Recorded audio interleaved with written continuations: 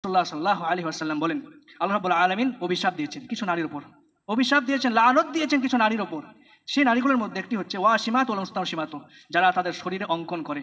আজকাল যা tattoo tattoo দেখতে পাচ্ছি, এই ট্যাটু যারা শরীরের মধ্যে অঙ্কন করে, অঙ্কন করিয়ে নেয়। ওয়ান নামিসাত ওয়াল মুতানাম্মিসাত, এবং যারা ভুরুকে হালকা করে, ভুরুকে সাইজ করে, তাদের ব্যাপারে রাসূলুল্লাহ সাল্লাল্লাহু আলাইহি ওয়াসাল্লাম লানত দিয়েছেন।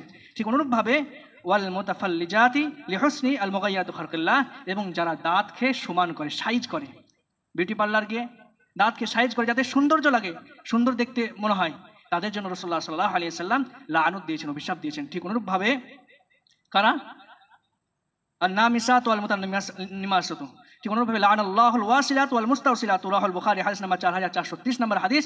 এখানে বলছেন সেই সব নারীর উপর আল্লাহ রাব্বুল আলামিন অভিশাপ দিয়েছেন। কারা তারা? আল ওয়াসিলাত ওয়াল মুস্তাওসিলা, তারা হচ্ছে যারা পর চুলা লাগায়, চুল আছে, চুল ছোট করে নিয়েছে, আবার কোথাও যাওয়ার সময় একটা বড় করে দোকান থেকে চুল কিনে এনে পরচুলা লাগাচ্ছে। আমরা পরচুলা লাগাই চুল বড় দেখানোর জন্য, চুলকে যেন ভারী লাগে, মানুষকে দেখানোর উদ্দেশ্য। পরচুলা লাগানোর উদ্দেশ্য হচ্ছে মানুষ যেন বুঝতে পারে যে আমার চুল এত বড় হয়েছে, এতটা হয়েছে।